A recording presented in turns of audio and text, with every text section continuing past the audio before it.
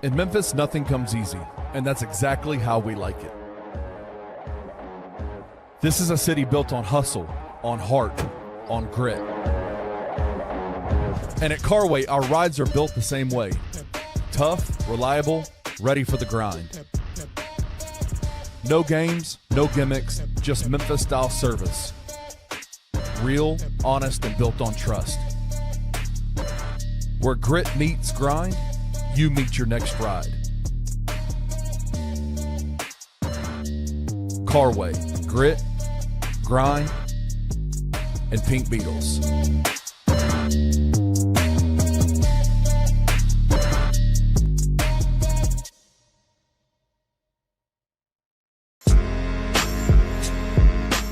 In Memphis, we know a thing or two about resilience. From the grindhouse to the Delta, we protect what's ours. But when pests invade your home,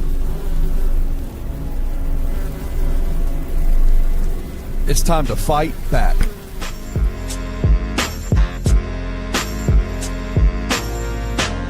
Grade A Pest knows how to handle what crawls, flies, and bites. With local experience and guaranteed results. I'm Reggie with Grade A Pest Control. We service the Memphis metro area. That also includes DeSoto and Fayette County as well. Grade A Pest has the entire Mid-South covered. So if bugs and pests put you to the test, let Grade A solve your problem.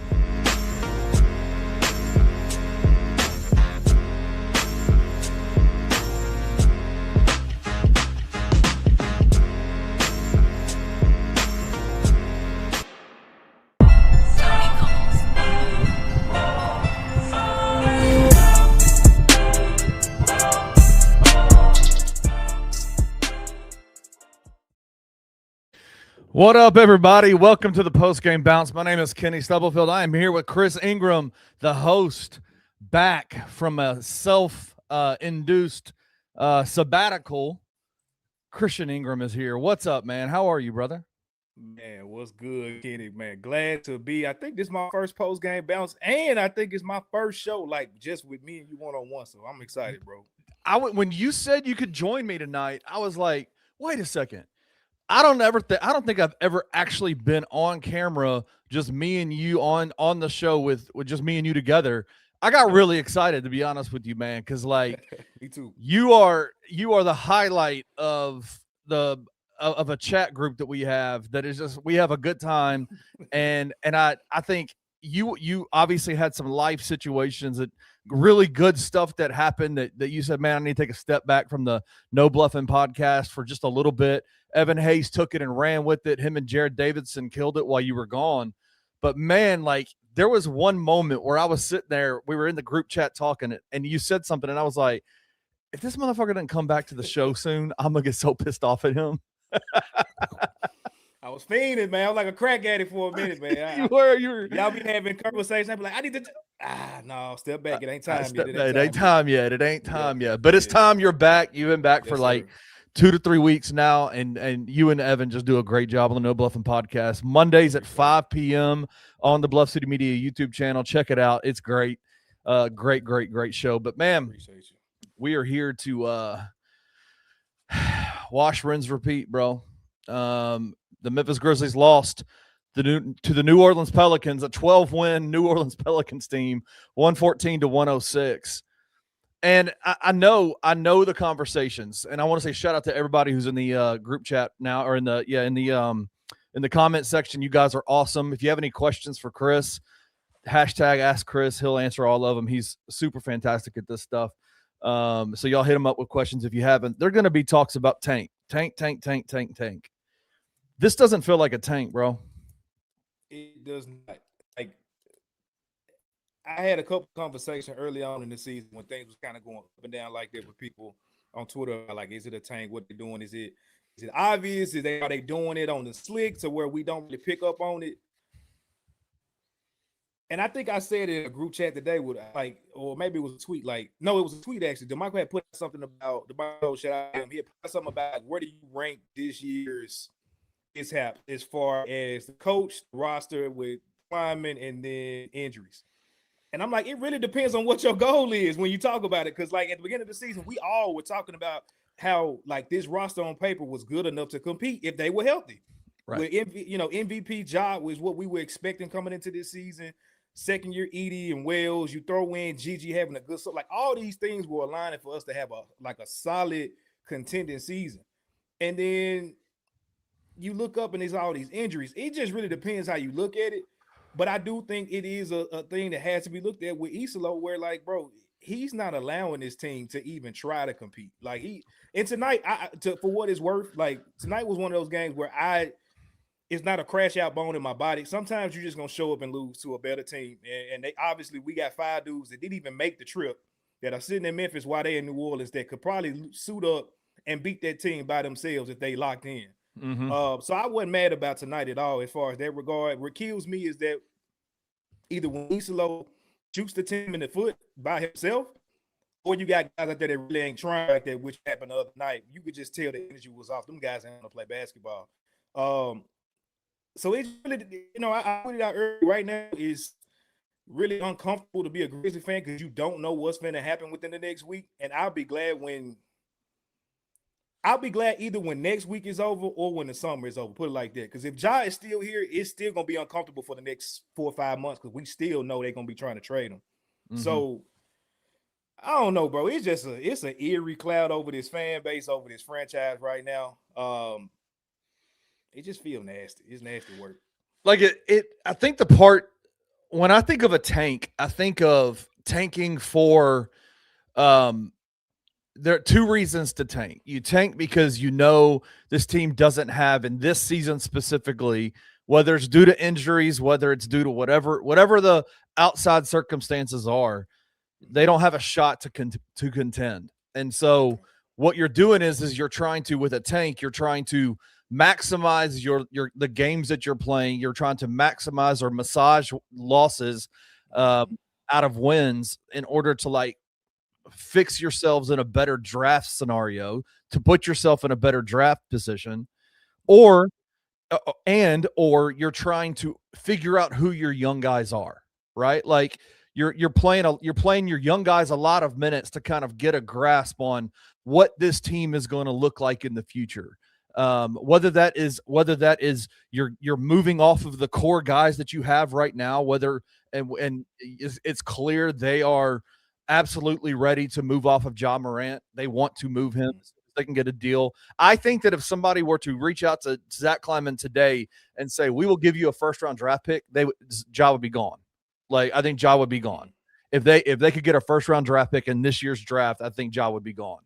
But I think the frustration that I'm feeling, and it's not a crash out, because I honestly at this point, this season's kind of a lost season anyway.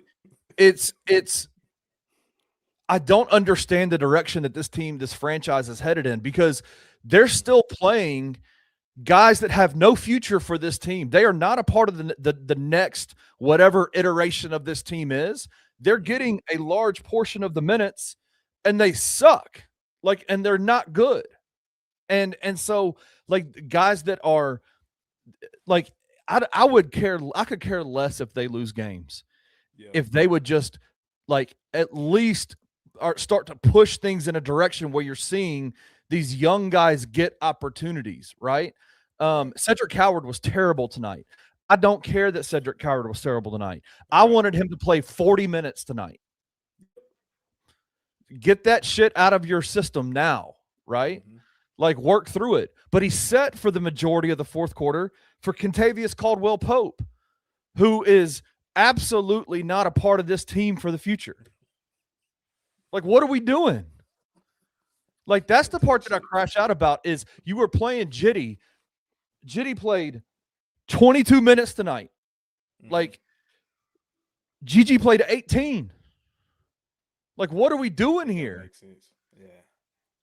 Like, I just don't understand what East and this has to be like East. I want to sit Isolo down and say, if you're tanking, if it's been told from you from the top that you're tanking, then bro, that's fine. But let's maximize these games and at least get our guys some reps. Yep.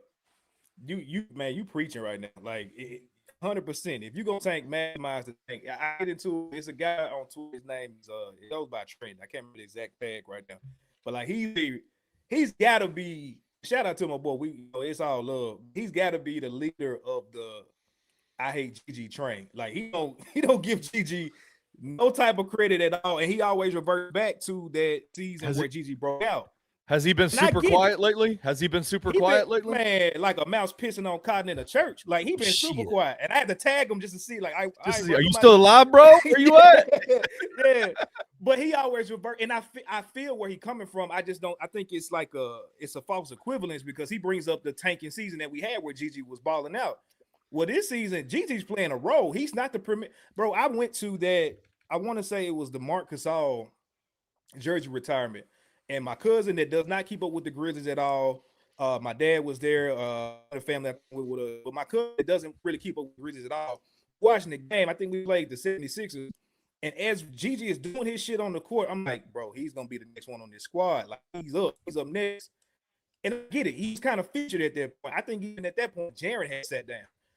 Right now, he's playing a role. You can't really knock what you're seeing from Gigi because whether he's playing next to a Ja Morant or another superstar type player, or you decide to feature him once he decides to really show he's capable of doing it night in and night out, you can't knock what that dude doing. So I 100% agree with you. There's no reason why KCP and GD are still getting minutes, bro. But I think, and I'm gonna be mad if this happens, like GD may be like a roach, bro. Like he may be, you know how they say if the nuclear war hits, the only shit that's still gonna be around is cockroaches. Like that might be Jitty when this shit all said and done 20 years down the line. And I just don't understand it. Like, yeah, he's fine, but why, like you said, to your point, you hit it on the head, bro. Like, why are we seeing more minutes from him than the guy that we know should be investing right now? I don't get it. I don't get it. I mean, Cam Spencer had 24 minutes. Let's just run through the minutes real quick. Jaren has played, this is the back-to-back games now. He's played over 30 minutes, which is a miracle that I didn't expect to happen because Jaren is averaging 29 minutes a game, which is absurd, first and foremost. But he's got 34 minutes a night. Coward got 23. Jalen Wells, 26. Jock Landale, 31. Cam Spencer, 24. That's your starting five. All right. Gigi off the bench.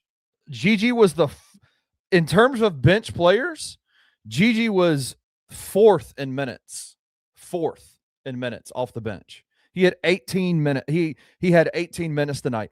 And what's crazy is he is the kind of guy that, like, even when he was out there, I texted the group chat earlier and was like, man, Gigi is just doing his thing, man. Like he shot the ball 10 times tonight and only had 2 buckets, 0-4 from the 3-point line. But he had 4 points and 8 rebounds and 5 assists.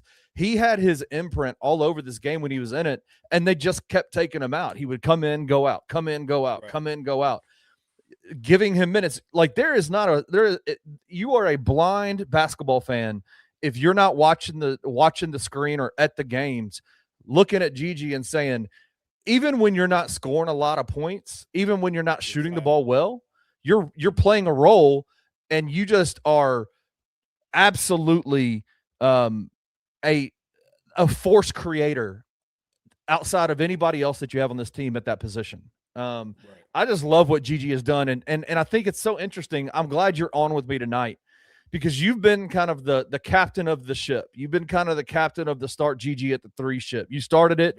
I think that was your deal. You kind of popularized it. People have tried to leech off of it. They try to take it and make it theirs, but it is yours. Man, make the case, bro. Like, what are you seeing out of Gigi this year that you enjoy? I don't got really much for climbing post GM of the Year award. I don't have really much love for T.I. post much of anything. This summer I watched a lot of his old interviews and it made me a little bit hot in the pants, and that was it. Yeah, I'm still on blue balls 8 months down the line with him. So we're gonna leave that where it is. But one thing I can respect from T.I. is that quote that he talked about, he was gonna coach Gigi harder than he's ever been coached in his life. Gigi needed that shit. Like, as a guy that has, like you said, loved every second of him being on this team, ups and downs. I was in Dallas while he was in Dallas when he got hurt last summer. I wasn't with him, but I was there at the same time. Probably wasn't even far from the gym. Was it? It's to see that happen. But to see this dude, literally, you can see he just starting to, like, in my line of work, bro. Sometimes when I'm helping people train them on certain things or bring them up to speed and things may be rocky, when you see that light bulb go off and it's like they got it, that's the most fulfilling shit in the world when you see it. And it's the same thing with Gigi. Like, when you starting to see that light bulb in his head get off, like, all right, I can impact winning even if I'm not scoring. I know I got my go-to moves. I can do this and that on the third. I hate he's not shooting as great as he was when Coach Anthony Carter was here, but he's got the mechanics. He's just got to keep playing. Like, just keep playing the dude. You got to give him some type of belief. And I think as you see his minutes increase, you starting to see his belief back in himself. Like, it's like, all right, I can really be a player. Like, y'all done kind of killed my confidence a little bit, but now y'all are pushing me back. You broke them down to build them back up. And it's just one of those things to where if you continue to show belief in that kid, again, even from, I can go back to my personal story, bro. Like, when I was playing sports, got to a point to where I was on a team where, like, we weren't really winning games. I know that I'm performing and shit just really ain't working out. And I go to a new team and they like all the belief in the world in me, and I'm there balling the hell out. You know what I'm saying? Like, I've been in those shoes. So I can resonate. Like, sometimes where, like, I don't ever want somebody to take something disrespectful. And I'm like, if you just haven't played sports, you don't understand. But, like, that's the truth, bro. If you've never been on a field or court or something of that nature, you just, some of these things you will never understand how they work and why they work. And that's one of them things, like, just keep pushing belief in that dude. And I think will he be the Jason Tatum that I thought he might have been a couple of years ago? No, maybe not. But if his ceiling is somewhere along the lines of, like, prime Golden State Warriors, Andrew Wiggins, where he's a guy that can go get a bucket when you need it and maybe just stay in front of some people, impact on the defensive end when he can be an athlete, that's a win for this team, bro. So I'm loving it. And at the beginning of the season and stuff like that, I had a feeling that maybe if a deal comes around, you got to throw him in there. I don't think that no more. I think it's one of them things where, like, at this point, Jalen Wells, shout out to you. I want you on the team. But your role is best fit on that bench as an 8th, 9th man. Gigi needs to be pumped out, like you said, 30 minutes a night, still in a winning type of role. Like, I ain't saying go out there and shoot 20 shots, but play winning basketball, bro. Like, build those habits, whether Isolo here is not. I love what you and Saint talk about. The coach may not be here next year. Like, you need to focus on your winning habits to where when this shit does flip eventually, this is ingrained and locked in, and you no matter what. So I'm loving what I'm saying from Gigi. Y'all don't get no bad words out of me from dude. I'm sorry. I just think it's all you have to do is just watch the game and understand how leverage works, right? Like, understand what the entire friggin' point of, which is the entire point in the history of the NBA has been to maximize mismatches, right? Create disadvantages for the other team. It's the reason why the pick and roll offense became such a dynamic offense and kind of universally used in every single league that's out there, the pick and roll, right, because it creates mismatches. You number one, it creates force on the defense to make a decision on how you're going to guard the pick and roll because of the cluster that's there. And then if you create a mismatch, then you exploit that mismatch. Right. And so the big thing about NBA, the thing about is basketball is literally the simplest game in the world. I swear. If you just do it right. Like, if you just be simple about it and don't try to outthink the coverage here. Like, don't try to outthink yourselves. Noah LaRoche, don't try to outthink yourself. Tomas Isolo, like, you're not a scientist in a lab creating some new formula to make basketball great again. This shit's easy. It's easy. It's been this way for years. You maximize disadvantages. You bring force out there. There is benefit to having, even if Gigi Jackson is not filling up the box score like you would like for him to, like tonight. If you were just to look at the box score and say, okay, Gigi went 2 of 10 tonight, 0 of 4 from the 3-point line.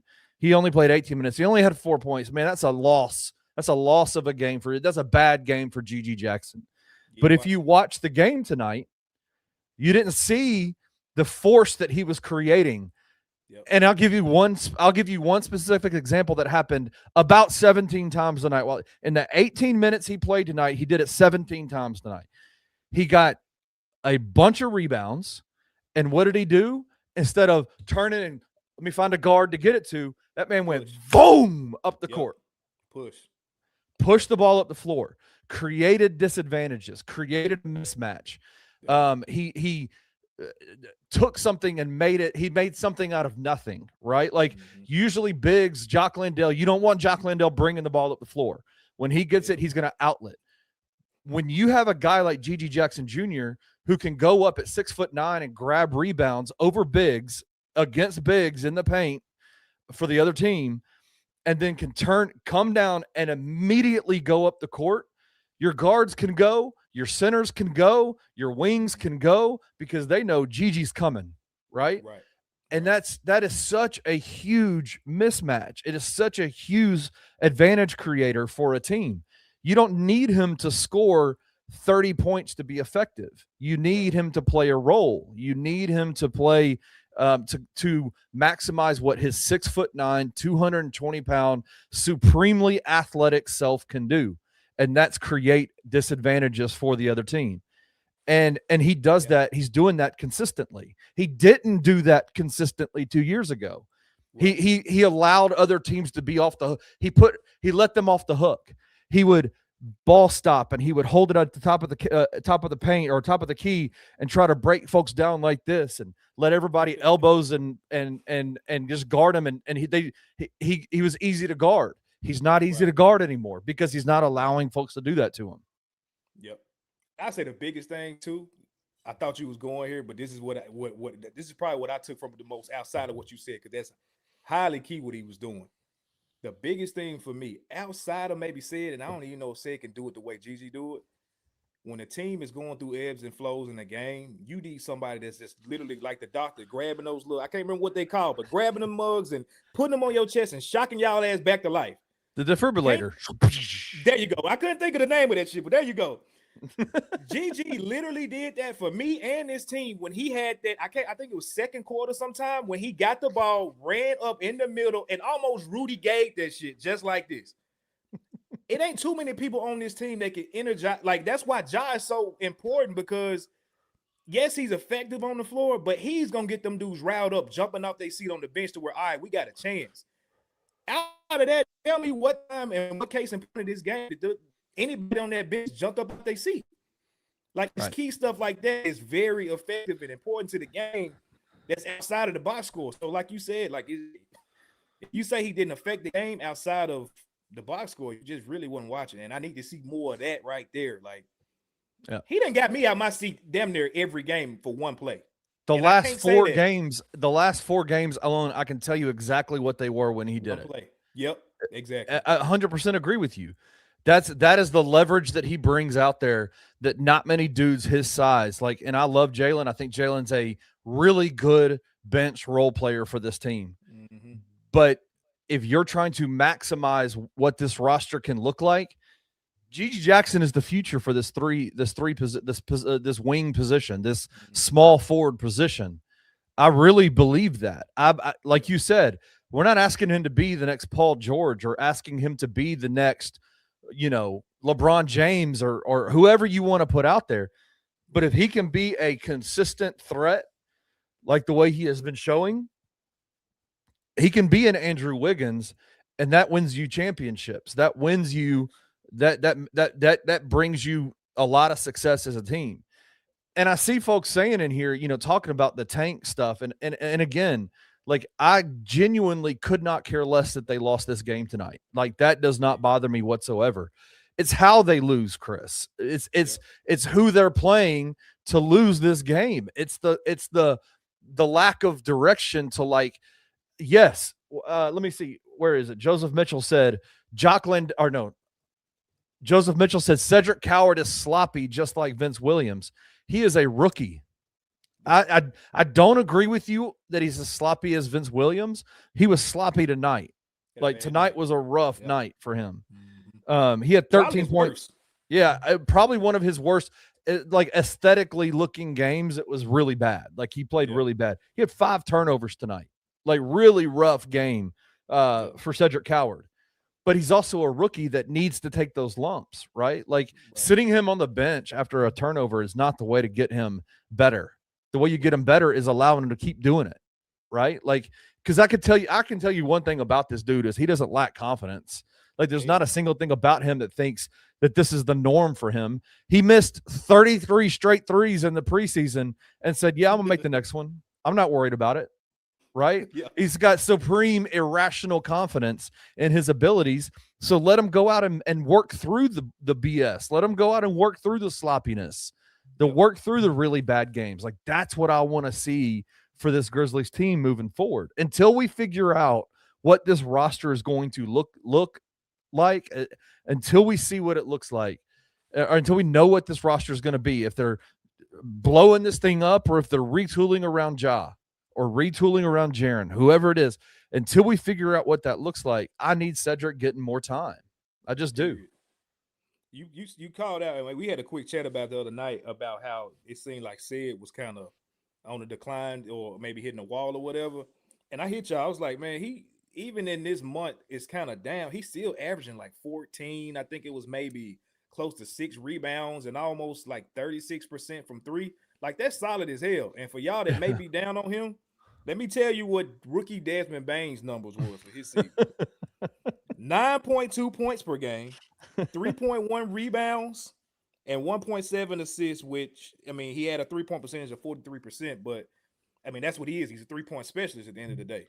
Like, Ced is going to be fine, bro. Like, he's due a couple of bad games as long as we are not making this every night thing, and he's shown that he ain't that guy. Dude went on there and said, I believe in God. I fear nobody but God. And went back out, and I think that night he hit like 30 or some crazy. He did. Like, are you afraid of rookie wall? I only fear God, man. That's some baller shit. Like that's baller what he said. King Meeks wants to know. Let's look at this roster real quick. Let's do it. Would you bring back Edie, Ja, or BC this season at all? You bringing any of these 3 dudes back to play games? I mean, not for the future. Put it like this. I hate to be this guy, but I'm gonna give you 2 scenarios. If Ja Morant and Zach Kleiman somehow patch this shit up over the next 5 days, 5-6 days, yeah. Play them all, bring them all back. The reason why is because you so far back in the standings that you can literally creep up, get a 10th or 9th seed, get in the play-in, and if this team is healthy, I really don't care if we play the Thunder again if they're healthy and Ja and Kleiman are cool. What that does is still guarantee you got a lottery pick. And really, I mean, you got 1 lottery pick, depending on what Orlando does, you might have 2.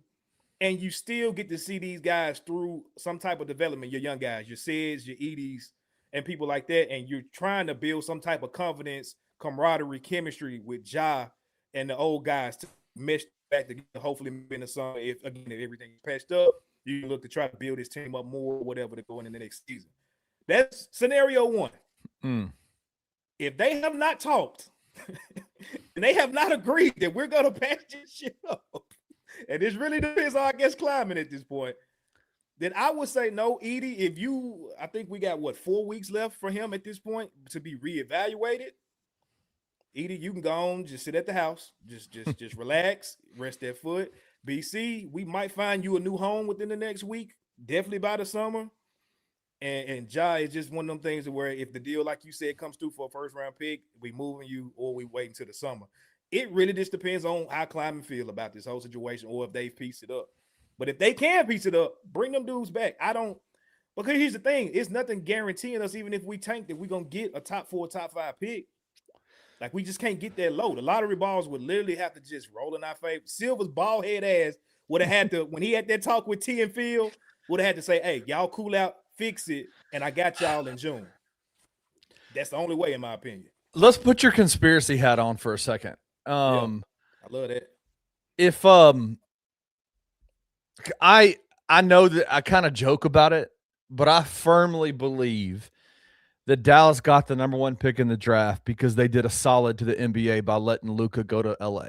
Like Facts. there are too many things involved in that make me think like Nico is not a dumbass. Like he didn't get to the place that he's at because he's a dummy, right? Right. Like you don't call if the reports are true that he only called Rob Pelinka and Rob Pelinka told him he said, "Yeah, let me have Austin Reeves and let me have this guy and this guy and this guy and Pelinka talked him down to Anthony Davis and nothing like that was it. Like No way. there's no way you can convince me that wasn't a gentle like strong arm by Adam Silver behind the scenes to push Luka to LA. And Yep. they got their back by giving him the number 1 draft pick to get Cooper Flag. Facts. I firmly believe that. I don't even know if that's necessarily a conspiracy at this point. Like I think that's 100% real. The only other option is that Adam Silver called both of them dudes into the office and said, I don't care what y'all think. Make this shit happen by the night where nobody knows, no media, Right. no press. And I got your back and I got your back. Like that's the only other option. It was all orchestrated though. It is clear while Ja Morant has not played a lot of games over the last few years, Ja Morant is still a global superstar. Like you saw, the only reason the Memphis Grizzlies were in Berlin and in London this year is because of all the hype around Ja Morant. And you saw it even he didn't even play the Berlin game and was still made available to the media, which ended horribly for him. Nike still sent out their entire production team and they created a whole environment in London for Ja Morant. I mean, he's a massive star still, even if he hasn't played a ton of games. What team do you think Adam Silver is trying to get Ja Morant to? And if he goes there, do you think Memphis will get the number 1 draft pick this year? What team do you think? What's out there? Probably the team that ain't really had a superstar. Like we've never had one since Ja. And I want to preface this because I know this is my first time on the post game bounce. I don't know, everybody may not watch my show. Like, I would love for them to patch everything up. I would love for Ja to be here. But we just talking about what we know or what we've heard that what the direction is, aiming to be. If it's a team that Silver is trying to massage and orchestrate, I think it is what we've been hearing the most about, and it's Sacramento. You think so? Like, yeah, like they had the beam. They actually finally had some freaking excitement. Like they had a good coach. They had, Fox is Fox. He ain't job, but like Fox is good. They had a decent team. Culture was coming. But that beam, it's like they ain't paid the bill on that shit. Like like they just stopped. Like we ain't seeing the beam is gone. It's gone.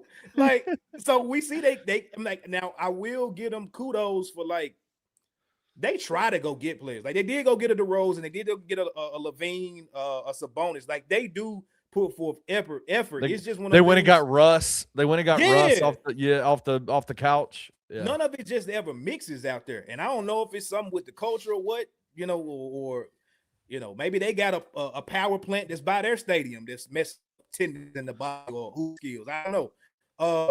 But yeah, I think we'll probably be Sacramento. Like, hey, I'll take these. This Monk, this Keon Ellis, this DeRozan contract, and in June I got y'all. Anywhere else, I just don't understand it. I don't know, and I don't like the deal. But if it comes with a number 1 pick, or number 2, I wonder the franchise that keeps popping in my head is once again Dallas. Like. They have Kyrie, but Kyrie's getting up there. Like, what if they're trying to push Ja to Dallas? And I don't know how, but you're looking. I mean, Cooper Flag is a baller, bro. He's a baller. They got some young bigs there. They got Cooper who can handle the ball pretty well. But dude, could you imagine what a Ja Morant situation there would look like? I don't know. I'm looking up the roster right now. Let me see what these contracts looking like. So you got AD making $54 million. You got Kyrie at 36. You got Clay's washed ass at 16. Daniel Gafford, PJ Washington at 14 apiece. And from there, the only other person that's in the double digits of salary is Cooper. So you could essentially Are you saying sending Kyrie back our way or keeping him out there to kind of work with it? What I your think thoughts on Kyrie. that? I think Kyrie would probably stay in Dallas. Honestly, like, Okay. So they sent us back a washed Klay Thompson yep, and yep. PJ Washington. That's what I'm thinking. PJ Klay in Washington. Memphis, bro, we would kill him like Chandler Parsons. He hates Memphis already. Like, that's the funny part. Okay. I don't know. Okay. Like, I could see Klay. I could see a maybe even a Derek Lively. I could see a PJ Washington, Derek Lively type situation. I could see that being brought back here, and then saying, "Hey, we got you in the draft," right? Like, I don't know. So as of tonight, we jumped them. We are 7th. We're back to 7 boards. Yeah, there you go. Yeah. And on we're working our Tankathon. way. Come on, come on. We're finna catch Utah in a minute. Get that 6th spot. If it stay like this, Dallas is 9. If we get their first round pick, and for whatever reason we get the lottery odds on our pick or their pick, damn, Ja, I'ma hate to play you in our division. Dallas, man. I love the city. I come watch. I ain't gonna hate my heart, but I mean, damn, if Silver do if he do that, bro, I ain't too mad about it, right? Ooh, like, I have 3 lottery picks. Ooh, Kitty, hold on, Kitty. Oh shit, we gotta start something. Hold on, man. Hold on. Because see, here's my thing. I think the Grizzlies are at the point. There's a great clip that y'all need to go watch from the 2 Buck Sports Show today. Rusty Witten hosted the show. Wayno, all the way from Australia, was on the show with him, co-hosting the show, and they did a whole deep dive into trade scenarios for the Grizzlies. And there's one trade you've got to watch the clip. It's about a 30-minute long clip, and it's really, really, really good. But they had all these like kind of retool trades. They had kind of a soft rebuild trades. Then they had the 1-of-1 trade, and that's the Giannis Antetokounmpo trade. And this is what Wayno threw out an idea for a trade. I don't want to spoil it because you got to go watch it, because he also says it in an Australian accent, so it's even that much better. He said, and I want to get it right, Gigi Jackson, Zach Edey, damn, who else did he say? Shit. Let me look. King Meeks is crazy as hell, man. What'd he say? Man. He stays in Como. Hey, the accents sound the same. Como in Mississippi. He's in here. Wayno, tell me I forget what it was again. Kentavious Caldwell-Pope, Gigi Jackson, Zach Edey, and 4 Santi Aldama, and 4 first rounders for Giannis Antetokounmpo. Would you do it? Because then you get to keep Jaren and Ja, and you got Giannis on the team with him. I'm not excited to keep Jaren, bro. I'm just not. It's the same play. It's like, why keep Timu Giannis when I got the real thing? He calls it the Bane trade. He said this is the Bane trade. The trade that makes you go, there's no way we don't take this trade. You have to. Like, Milwaukee's like, what the hell? Like, this is the best trade we can – like, there's no better. 4 first rounders, Zach Edey, Kentavious Caldwell-Pope, Santi Aldama. I mean, come on, man. Like, I don't like that. It. You don't like it. Just because it's Jaren still here. Like, they play the same. I don't. Giannis and Jaren played the same? Jaren tries to play like Giannis. Yes, he does. He tries to take you off the dribble, but he's just not as great at it as Giannis. Now, here's the thing. I'm with you. I'm rocking with you in a certain sense. It's Giannis. Do it. Okay, here. Fuck. Do it. Do the and then go get the 4 picks back with the Jaren deal. There and you fill go. the roster in. Go. Okay, fine. We on the same page. Go ahead. I ain't mad at it. It's going to suck though when you look up 4 years from now, 2 years from now, maybe probably, and Zach Edey is the next healthy, hopefully knocking on wood, second coming of Yao Ming or Shaquille O'Neal or whatever the hell that we just saw a few months ago. That's the part that's gonna hurt my heart. I would much rather send Jaren ass out there in that trade and keep Edey with Giannis and Ja. See, and that's the only thing I would trade. But would Milwaukee, like, Edey is clearly has the potential to be the best big in the game. I think just the way that he plays. Yeah. So you make it a deal where it's like, this is it. Like, this is the best. Like, let's get this done right now. Right. Damn. Grizz Girl says that's a lot. Filthy Rich says they're not taking that shit. Why? So either.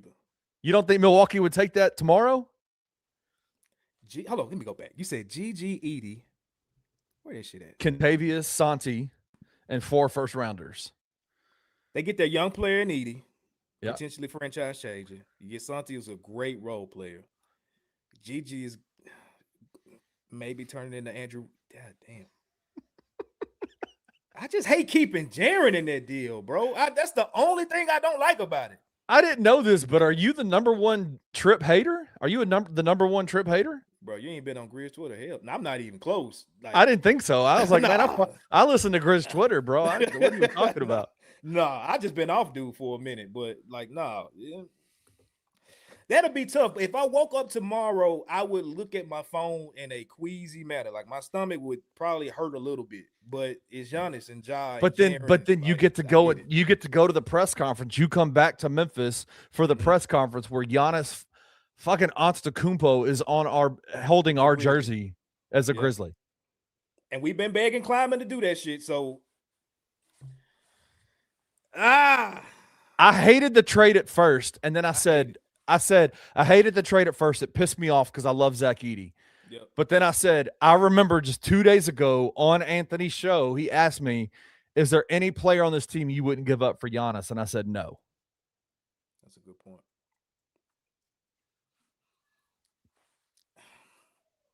I don't know, man. They always say if you keep your hand closed, you can never receive. So, right? I don't know. We got to open our hands at some point, right? Yeah, at some damn point. At some damn point. Do something. Oh, my God. That's the only trade scenario before the deadline that I would like to see is an all-in trade to figure out how to to basically revamp this roster around another dude, right? Like Giannis or whoever that may be. Anything else, like all the outskirts, the what can we do with Jitty or BC's contracts? What can we do with KCP? So what is Santi looking like? What can we do to get Santi out of here, bring in some assets or whatever? Right. I'm just kind of like, I don't give a shit about any of that. Like for me, it's either like you decide you want to build around, you make a monster trade, you figure out how to like blow the NBA world up with a trade and get somebody huge, or you just stick to like, you just move off Ja, move off Jaren, get the best you can possibly get for him and start this thing all over again in the draft. Because this draft is awesome.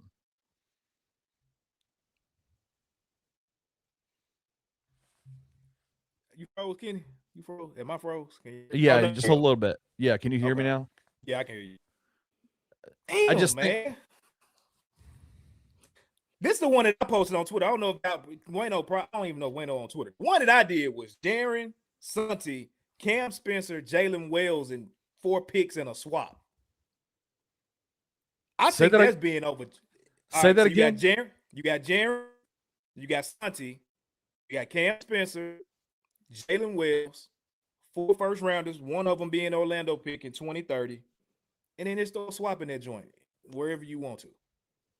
I think that's a bet. Like that's damn near. No, it's not damn near. That's 4 current Grizzly starters right now. As it stands tonight, that just played. Well, Sunday didn't play, I don't think. That's 4 Grizzly starters right now, plus 4 picks and a swap. And you still get to keep beating. I don't know. But I'm do you think? Though. Where are you at? Like, are you at the point where do you think that this Grizzlies team, because it feels like, and they've talked about it numerous times, it feels like this team is on 2 different timelines. They have the next gen guys, the Ja and Jaren, and then they have that another set of core, the core 2 guys, and Zach Edey and Cedric Howard. Are you at that point where you think get rid of one of those timelines to focus on Zach Edey and Cedric Howard, or do you think that it's a situation where you can salvage the Ja stuff?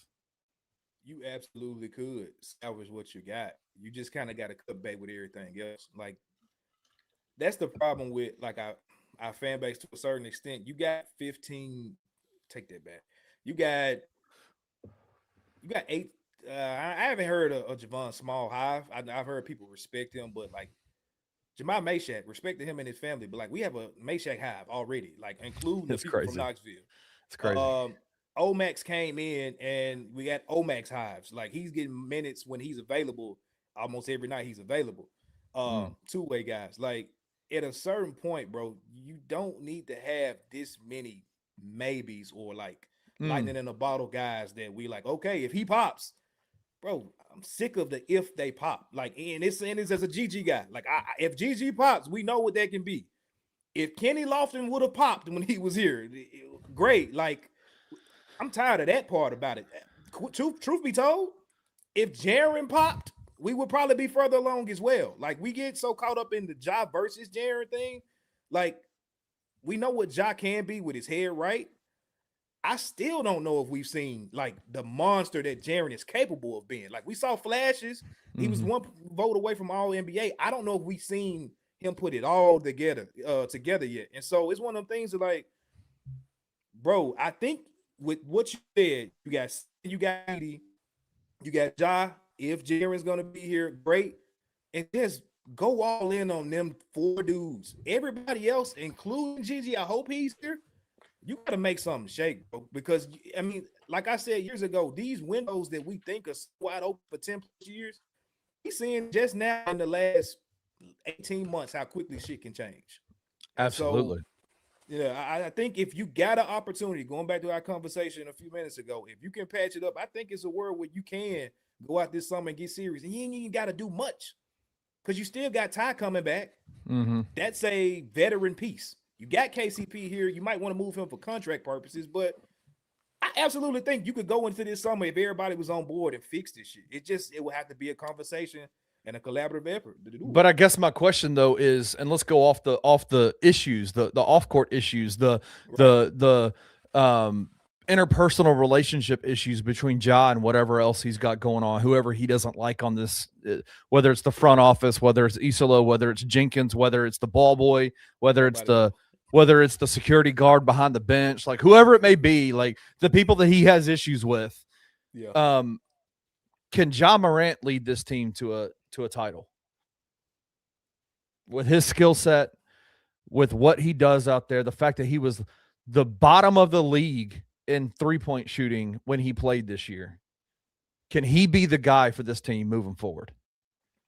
The more that time has went on, I think me and you kind of agree. I think we all agree. Like, I don't know if Ja was even trying this year. So it's hard for me to even factor in how low his 3-point percentage was if he just didn't give a damn. You know what I'm saying? Well, then fuck him and get him off my team then. This is 2 straight seasons, bro. This is 2 straight seasons he's protested. You gonna sit out with a non-injury? I'm sorry. I do not believe that a calf contusion kept him out for that many games. I don't believe it. I'm just gonna say I don't believe it. It didn't keep Santi out there. Just like the hamstring last year, you immediately played. Do you remember the jokes we made about damn James Harden when the inside the NBA draft, the All-Star draft, when Kevin Durant and LeBron James were drafting players, and James Harden forced his way off the Brooklyn Nets, and Kevin Durant and they made jokes about. I remember Charles Barkley saying, "If he gets traded, he's playing tomorrow." You know, that kind of stuff. He did. Taylor Jenkins got fired and Ja played the next game. Yeah. That's crazy, bro. That's crazy. But on the flip side of that, though, Kenny, like when you ask me, can he lead? I look at, and I hate it because it's I get it. It's too many ifs. But he was the leader of that team when they was going against the Warriors, bro. Like 3, like he was leading that team. He was the guy that they looked at as our leader. It really didn't start to kind of switch like that up until the gun stuff. And even then, when he came back from the 25 games, he's balling in New Orleans, the place we were at the night, like it was like, oh shit, we back on. Like he good now. So I think if this team is structured in a way that looks and feels serious about competing, he can go to therapy. go to what's that shit? What's that out there in Whitehaven? Voodoo Village. Somebody get some spirits off of him or out of him. Like just work all that out. The Voodoo Village. I think he can get it right, bro. I do, seriously. But it's really up to him. It's really up to him. All this is coming down to, and it goes back to me talking about, bro, like us being in this weird, uncomfortable space. Like, whether he's dealing with mental issues or not, all this shit started to decline when Ja did what he did and continued to do. So all this shit, like, it's on climbing. I had an episode when I first came back of who's at more fault. They both are at fault. But no matter what person you put on this roster, even Giannis, and my camera is tripping out. My bad. Yeah, put your hand in front of your face. There we go. See if it brings come it on, back. come on, get me right. Come on, get it right. Come on, fight through the screen. Fight through it. If no matter who you put on this roster, Giannis, Michael Jordan, don't matter. Like if Ja Morant is not mentally right, like I've never seen a basketball player or athlete, maybe outside of AJ Brown now. He's the first football player that I've seen. Like you can really tell, like, all right, if his mental ain't right, he just ain't gonna play today. Yeah. Like the greats or even just the top guys, I've never been able to tell you when Kevin Durant was having a bad day. I've never been able to tell you when Paul George, Joel Embiid, like they might have some injuries and shit, but they ain't really just got no. Watch out, y'all. I ain't grabbing. Hey, watch out. Y'all relax. Chat's crazy tonight. Smack y'all up out of here. How about that? Yeah, like I've never been able to tell you when Shaq, like none of these dudes, Kobe, I can't tell you when they've had a bad day. I can tell you if Ja ate some bad tuna fish that day. And I just shouldn't be able to do that shit, bro. Dog, Kobe got accused of rape in Colorado and balled out during that whole entire process. It's crazy. Like, I mean, you're 1,000% right. Miles like, Bridges. Yeah. Yeah. Beat the shit out of his wife. I would like I would if I was her dad, he would not be playing right now. Yeah. But like, you know what I'm saying? Like, dude, come on, bro. Like, you can't be just upset about something and just decide not to play. Like, yeah. I can't rock with that side, bro. I can't. We're about to get out of here in a second, but I got a couple of true false questions for you that I want to ask you. We've already talked about them a lot extensively. You are the founder and creator of the hashtag #StartGG@3. Yes, sir. True or false, is Gigi Jackson the future 3 of a championship contending team in the city of Memphis? I hate you. Hell yeah, y'all got me messed up. Hell I'm gonna yeah. ride with it. I'm gonna ride with it. Ride with it, bro. Don't back down now. Don't back down now. Everybody made fun of you. Dude, he's at the hustle, bro. What are you doing? Yep. And you were like, you stood on business, right? Like, let's stand on it now that he's balling out, right? Right. Let's do it. All right. I don't disagree with you. I think his skill set, I think where he's at is I think what he can be and the growth that he's showing right now. I think he absolutely can be the 3. My whole theory is we've been begging. One of the trades that was talked about on this $2 clip that they was talking about Mikal Bridges and OG Anunoby going and getting those guys, right? And I'm like, bro, what if Mikal Bridges and OG Anunoby are on this is already on this team? Like, what if you don't need to go get a 3 because you've got them already here? Doesn't that kind of free the team up to go and focus on other things and not have to worry about chasing Rudy Gay? You know what I'm saying? Like, what if Rudy Gay's here? Like, what if the best 3 to ever play for the Memphis Grizzlies is already on this roster? Yep. Potentially. Yep. That's the thought I have. All right. I think what pisses me off about this team more than anything is just a bunch of my dad watches the show, so I'm trying not to cuss too much. I think my dad watching it too. But go ahead, brother. Get it out. Just get it out. I'm gonna say it nicely. Yeah, I'm gonna say it nicely. It feels like this team is full of, without Ja Morant, it feels like this team is full of go along to get along dudes and is coached by go along to get along dudes. They just don't fight. Like, there's zero. They could be up by 20 or down by 20, and it's just, meh, whatever. We're just going to keep doing what we do. just to not rock the boat. We're not gonna change up our rotations. We're not gonna do anything differently. Jaren is not gonna get pissed that he's not getting any shots in the third quarter. He's gonna it just feels like this team is made up of a bunch of, as Anthony said on his show a couple of weeks ago, lovable losers, man. Like they're just losers. Yep. Is that true or false? Oh, that's 100% true. That's 100% true. Like, if you're talking about the way the roster is built as far as skill set, that's one thing. Going back to the Jaren thing, you got a power forward that won't rebound, doesn't go in. He's not physical. I'm not trying to make this a Jaren thing. I'm sorry. You are the number one Jaren hater, apparently. I'm going to sound like it when I leave here tonight, and I don't care. We talk about defense with him, right? He's this great defender. Y'all, again, going back to watching games, Kenny, this is very, very key. Yes. Watch how many times a night on switches or closeout that he is lazily not closing out, period, or he's giving up open threes because he just did not switch correctly at all. To me, it's not just about meeting people at the rim and getting a block, bro. It's about preventing the preventables. You closing out or you switching calls and stuff not to happen. And so when you got those things that, okay, getting off of Jaren, you need shooters around him because he can't shoot. You got all these guys that literally you have to have certain players to fit them. Well, on top of that, bro, like you got guys that just don't go out there and compete. That's exactly what I'm saying. We can sit here and break down the ball, break down the film, all that kind of stuff. Bro, these guys just don't compete, man. They get punked on regular occasion. Yep.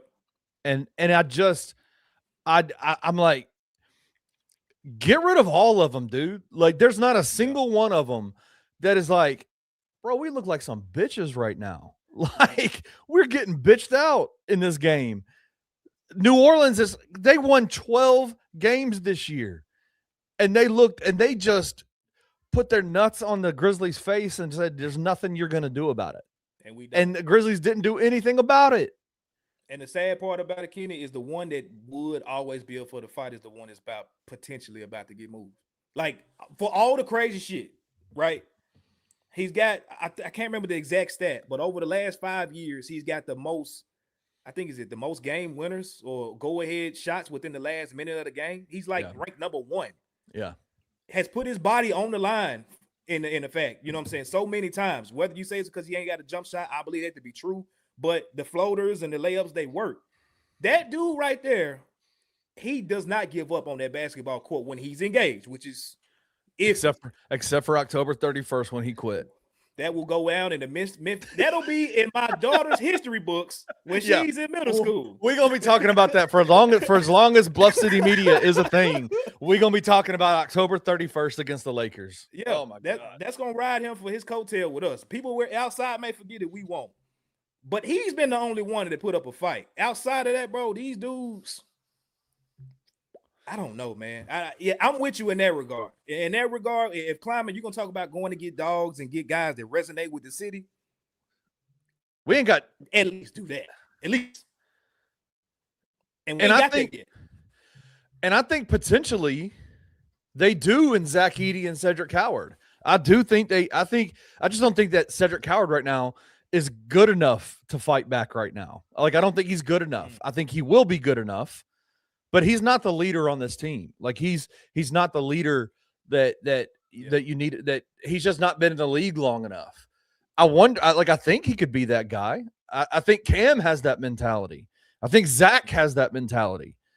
Right. I just get so frustrated. I just was watching this game tonight, and again, I don't care if they lost this game. It's the way in which they lost that just bothers me. Just bothers me. I don't like what I saw. How does New Orleans go on a 20-2 run to end the third quarter and you don't call a timeout? You just sit there and you just like this. Islo looking at good looking hair and all, just sitting there like this the whole time. I'm like, do something. Like, let's do something. It's a 20-2 run in the NBA. What are we doing here? Start from the top, bro. Start from the top. The coaching. I mean, people laughed at me. I can say laugh. Let me not say that because I don't want to sound like a victim all the time. People did laugh, though. And I think even we had some conversations. Like, when Jenkins was here, like, I wanted him gone. You remember that. Oh, And I got on your ass a lot about Taylor Jenkins being you gone. did. I And did. I was like, bro, no, he Yeah. ain't the one. It's not about the wins and losses. It's the stuff that I know when we get in the playoffs, he's not gonna be able to get what he needs out of them dudes. And the resume says that alone. But I would say that one of the guys that I've been pushing, and it's hard, I guess, for people to receive this because he ain't got a job yet. But you can't tell me the crazy shit that we see with Ja. If you had somebody like a Sam Cassell in his ass every day, that it wouldn't be some act right. Now we can sit back and say now it's like, well, no, because as soon as he get on his ass, he gonna turn on him. Same talk about it on y'all show all the time, that where sometimes, and I hate it's like this, but it may even be that way in the white community as well. Sometimes a black man or black child or black kid needs somebody that can relate to them on a type level to get shit ingrained in their head. I just think there's not really unks in the white community, bro. Like I'm just gonna be honest with you. Like, honestly, the unk community is mainly is like 100% black. And so like even the unks, we need someone to unk us. Even as a white dude, that's a black guy. Like that's a black guy for me. If a white dude comes to me, I'm like, man, motherfucker, shut up. But for real though. But let Dion Barry come and talk to me. Who Anthony knows, y'all don't know who Dion Barry is, but let Dion Barry come say a word. Let Tony Wade come say a word to me, and I'm like, oh, yes, sir. Yes, sir. You got it. Yep. Yes, sir. And you understand that. Like, yeah. It's no way from the jump. Like, bro, y'all go back and Google. I joke with y'all in the chat about this shit. Go back and Google Taylor Jenkins' photo when he accepted the Grizz job. John's not listening to that dude, bro. Like, he just ain't. That Bobby Hill looking at Memphis. Yeah, it ain't that he just funny looking, because Sam Cassell probably is the funniest looking human being I've ever seen. But go look up that clip when he was talking crazy to James Harden in Philly. Like, he's able to do that because, one, he's got the resume, he's got the history, he had the game. Yeah. And he's got the respect of all these players. He's up on whose bench right now? Is it Boston? Yeah, he's on Boston's bench. Yeah. Come on, man. Like, and they're winning. How are they winning with Jason Tatum out, Drew Holiday across the whole country? Who else they get rid of? Porzingis ain't even playing. He still got some stuff he dealing with. Man. Like, they got rid of dudes, bro, and they still winning. Like, it's because the culture, the coaching, the mentorship, the leadership, the way that they're able to talk and communicate with them guys. We've never had that here, bro. And you're not gonna get the most out of a guy like a Ja. He ain't Mike Conley. He just ain't. That ain't him. I don't know. It just feels directionless right now, and I don't like the way it feels. I don't like the way it feels. I don't like the way that it's being coached. I don't like the rotate. I don't like the way that they're handling the players. I don't like the way they're tanking games. I feel like there are ethical ways to tank, and I feel like the Grizzlies are doing it super unethically right now. And I'll be frank with you. Even last night, I said, or the Charlotte game, everybody was calling it a tank, and I was like, that wasn't a tank. That was an ass kicking, is what that was. Number one. And that's what it felt like that second half was tonight. It wasn't a tank. They didn't tank that game. They just got punked by New Orleans, a 12-win team. It's crazy. Yep. Crazy. All right. Man, I love doing this. That was fun tonight. I appreciate you doing the show. Y'all go check out Chris and Evan on the No Bluffing podcast, 5:00 every Monday night. It is a fantastic show. You get everything you're seeing from Chris tonight. You get it every single week. And Evan's hilarious too. And the way y'all go at each other is hilarious, man. Like, that's my little talk about an unk type situation, bro. I love it. Yes, but it's a great show, the No Bluffing podcast. Y'all check out Chris and Evan. We got the weekend off, but Monday through Friday, daily grind at 7:30, $2 at 11, Anthony at 1:00. We're rolling right now, having a good time. I think that's it. That's it, man. I don't think I have anything else. Sorry about we were going to do a watch party tonight. Obviously, with the weather, it got canceled. So, but shout out to everybody for joining us. And you guys have a great weekend. And we'll see you back here. They play on Sunday? Tomorrow. They play tomorrow. His birthday all night. Let's shout out. Let's go. All right. We'll see you back here tomorrow on the post-game bounce. Peace out.